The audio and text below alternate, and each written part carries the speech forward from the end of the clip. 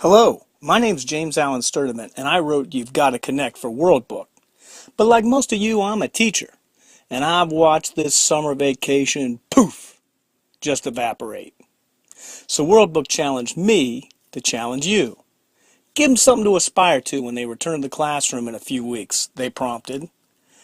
That, my friends, is a challenge accepted. So here's what we came up with. So this fall, let's bond with our students. That's right, bond with them. Let's forge some relationships. This is going to be a lot of fun.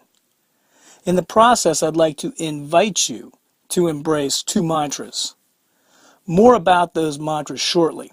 First, I want to tell you what energizes me. I believe that if teachers form strong bonds with students, we could revolutionize the education system. I mean, come on, man. Education is a people business. And yet, at contemporary faculty meetings, the airwaves are dominated by highfalutin phrases and New Deal sounding acronyms like the ones floating above our two students' head. We've become so focused on the manufacturing process of learning, we've lost sight of the product. We've lost sight of the child.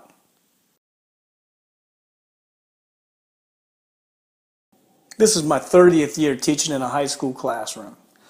I've seen the power of connecting throughout my long career. But hey, you don't have to just take my word on it. There's good research about the power of relationships in schools. In 2008, John Hattie wrote a landmark book called Visible Learning. He created a list of 138 influences on student learning. When it comes to Hattie's list, the lower the number, the more positive the influence. Self-reported grades tops out at number 1 on Hattie's list. Apparently, students do really well when they're allowed to self-evaluate. At the bottom of Hattie's list in 138th place is student mobility. In this case, we're talking about kids that have to move from school to school, often in the midst of the year. Hattie's work was referred to me by a former superintendent who read my book. So I was really curious. Where would student-teacher relationships fall on Hattie's 138? How about 11th?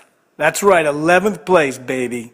Far ahead of many things that we might think are more important.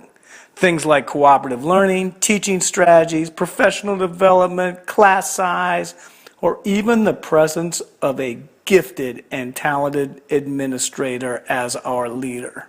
Ha! So all the things that we want for our kids: do well on standardized tests, succeed at the college level, compete with young people around the world, find happiness. All those things become so much more possible, so much more likely if teachers form strong bonds with kids. Okay, I've yacked enough. It's time to get busy. Keep in mind our overall goal, which is to bond with students this fall. Earlier I mentioned that I would invite you to embrace two mantras. Well, here's mantra number 1. This fall, I'll just accept my students.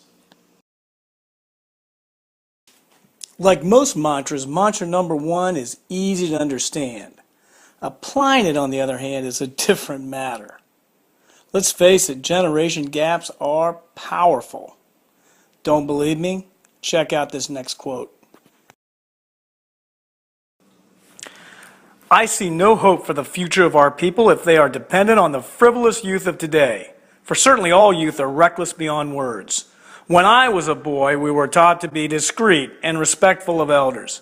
But the present youth are exceedingly wise and impatient of restraint. Well, that certainly seems like a contemporary complaint about young people. But that quote came from Hesiod, the poet of ancient Greece, writing in 700 BCE. That's 200 years prior to Athens' golden age. Certainly it's no walk in the park to teach our current crop of young people. Check out these girls. Isn't this maddening? Especially when it happens during class time. What's even more annoying is they're probably texting each other. All they have to do is turn around and talk. My buddy T.C. Coates has a job for you. After you hit pause, he wants you to make a list of everything you can't stand about this generation. I mean, let it all hang out. Make it as long as you want. When you're done, hit play, and then we'll have some more instructions for you. Here's my list. My friend Leah thinks I complain too much, but I'll bet you cell phone addiction showed up on your list too. So here's what she'd like us to do next. Go ahead and hit pause. Go over each item on your list and circle the ones that you have little or no control over. After that, hit play. Miss Olivia is in shock. I circled 7 out of my 11 items. And yet these very things that I circled are often the things we agonize about the most. I think it's time for some healing, folks. Olivia certainly agrees. She thinks it's time for some therapy. Here's my condensed inventory. Guess what she wants me to do? You got it. Destroy it. You could wad it up and pitch it, or shred it, but that's kind of boring. Why not fold it into an airplane and fly it somewhere irretrievable? Or you could burn it.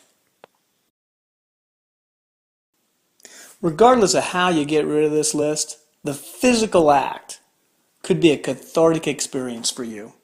You'll be letting go of things over which you have little or no control. That's healthy. But more importantly, you'll be eliminating, destroying, pulverizing, dismantling ridiculous barriers between you and your students. To quote my fellow Buckeye Neil Armstrong, that would be a giant leap for mankind.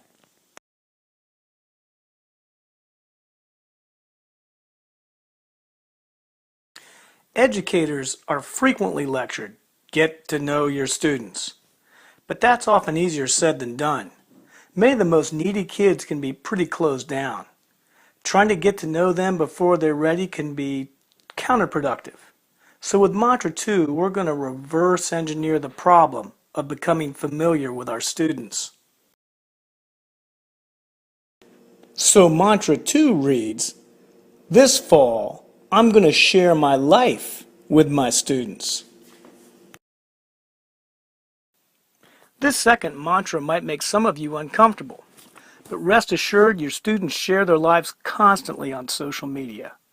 They inform their friends and the entire world for that matter, whom they're attracted to, what they watch on TV, their favorite movies and music in the form of video clips. They post massive photo albums of themselves and endlessly report trivial details about their daily existence. Young people are totally down with this form of sharing. They are constantly informing everyone what's up.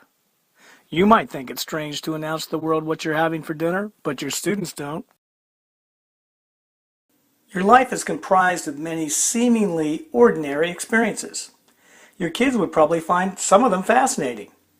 These constitute harmless opportunities in which you can morph into an actual person right in front of your amazed students' eyes.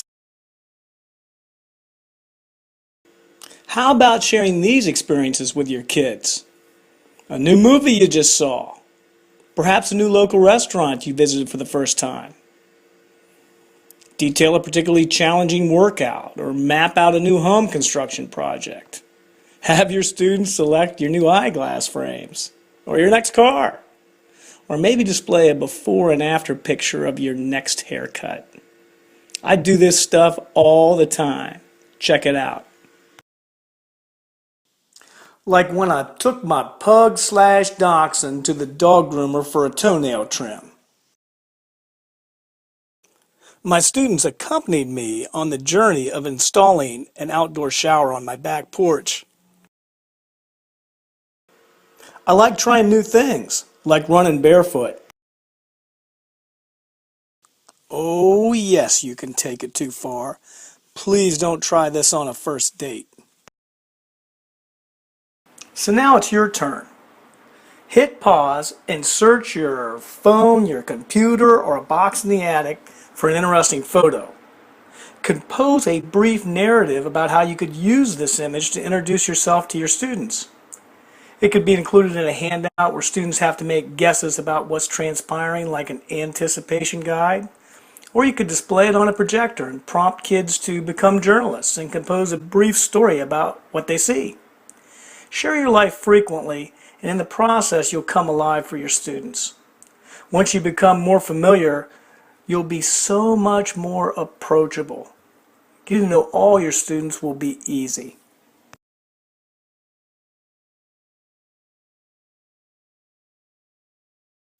Hey, in just a few weeks, you can give some of my ideas a test drive.